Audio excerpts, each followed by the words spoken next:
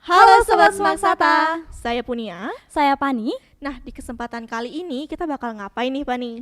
Nah, di kesempatan kali ini kita akan melaksanakan orasi kandidat ketua OSIS periode 2023-2024. Wah, menarik banget nih. Kira-kira ada berapa kandidat sih? Nah, kita punya 6 orang kandidat yang nantinya akan berorasi pada kesempatan kali ini. Wah, 6 kandidat. Banyak banget nih, Pani. Aku jadi penasaran deh, kira-kira gimana ya orasi mereka? Nah, biar kamu sama teman-teman yang lain gak penasaran, yuk kita kenalan dulu sama kandidat-kandidatnya. Hai semuanya. Perkenalkan, nama saya Nima Desi Astiti, calon kandidat nomor urut 1 dari kelas 10 MP2.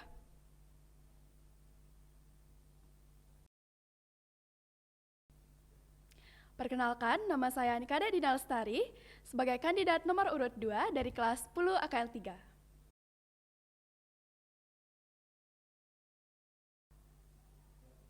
Perkenalkan, saya Nilu Manis sebagai kandidat calon ketua OSIS dengan nomor urut 3 dari kelas 10 MP3.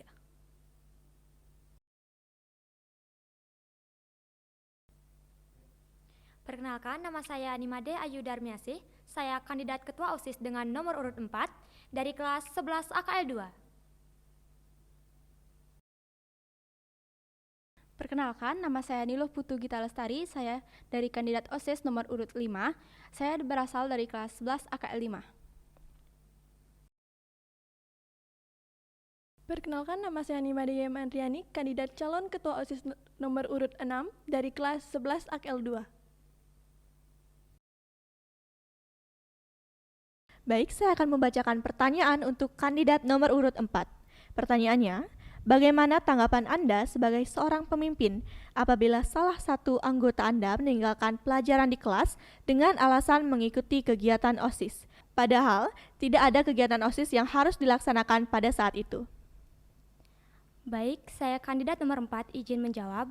Jika saya mengetahui salah satu anggota saya izin dari kelas karena ada kegiatan OSIS tetapi sebenarnya tidak ada kegiatan OSIS, saya akan menegurnya dan memberitahu bahwa perilaku yang dia lakukan itu adalah salah. Tidak boleh membuat alasan seperti itu dan tidak boleh kita bersembunyi di belakang OSIS hanya untuk tidak belajar di dalam kelas. Sekian, terima kasih. Baik, saya akan memberikan pertanyaan untuk kandidat nomor 6. Pertanyaannya, saya memberikan Anda 2 pandangan. Yang pertama, siswa melaksanakan piket umum seperti biasa.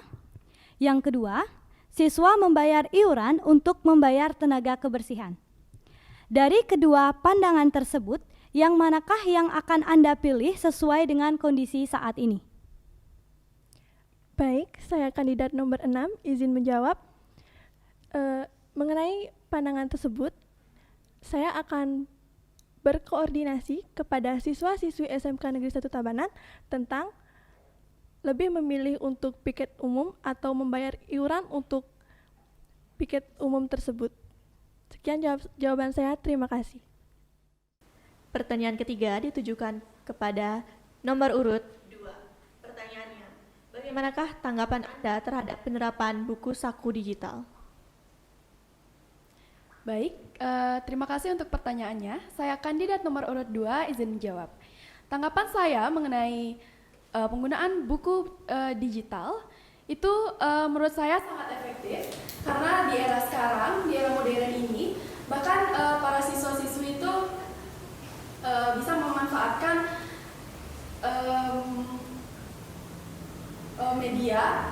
Orang-orang itu bisa memanfaatkan media dengan berjalannya di era globalisasi ini bisa berjalan secara modern dan mengikuti perkembangan zaman. Jadi itu sangat efektif menurut saya dan mengurangi resiko kehilangannya buku saku.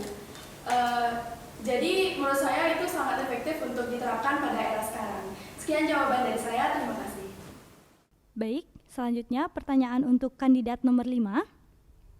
Bagaimana tanggapan Anda apabila ada anggota pengurus OSIS yang keluar sebelum periodenya berakhir? Baik, saya kandidat nomor 5, izin menjawab. Menurut saya, hal tersebut tidak pantas dilakukan karena belum menyelesaikan tugas-tugas yang seharusnya dilaksanakan dan tidak diulangi lagi dengan anggota OSIS yang akan datang. Baik, sekian jawaban dari saya. Terima kasih. Selanjutnya adalah pertanyaan yang ditujukan untuk kandidat nomor urut 1. Pertanyaannya, sebagai seorang ketua panitia dalam suatu event, bagaimana solusi Anda jika di pengurus OSIS tidak ada yang cocok untuk menjadi pembawa acara? Baik, saya kandidat nomor urut 1 izin menjawab. Jika saya menjadi panitia dan mohon maaf bisa diulang? Untuk pertanyaan tidak bisa diulang. Jika tidak ada yang cocok untuk menjadi host, maka saya akan menggantikan posisi itu untuk menjadi host agar acaranya berjalan dengan lancar. Sekian dari saya, terima kasih. Baik, ini adalah pertanyaan yang terakhir untuk kandidat nomor 3. Pertanyaannya, apa yang akan Anda lakukan ketika rancangan event yang sudah Anda siapkan harus dirubah, sedangkan event yang akan Anda jalankan sudah tinggal beberapa hari lagi? Baik, saya kandidat nomor 3, izin untuk menjawab.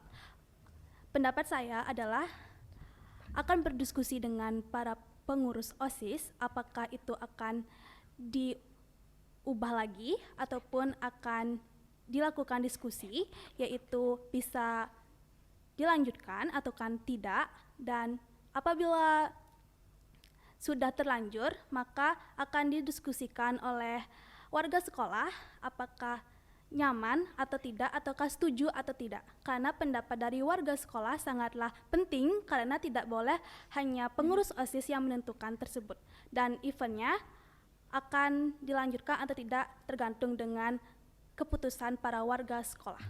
Sekian, terima kasih. Nah, itu tadi tuh orasi dari kandidat ketua OSIS kita. Gimana nih Punia? Wah, tadi aku kagum banget sih karena para kandidat bisa menjawab pertanyaan dengan baik. Sekarang aku nggak penasaran, lebih ke bingung mau pilih siapa. Karena dari tadi, para kandidat berhasil menjawab pertanyaan yang kritis dengan baik dan juga tanggap. Ngomong-ngomong soal bingung memilih, kira-kira di mana sih aku bisa memilih para kandidat ketua OSIS? Baik, untuk Punia dan teman-teman bisa klik link yang ada di deskripsi kita.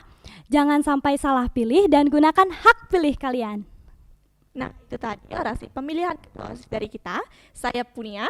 Saya Pani. Terima kasih telah menyaksikan dan Sampai jumpa.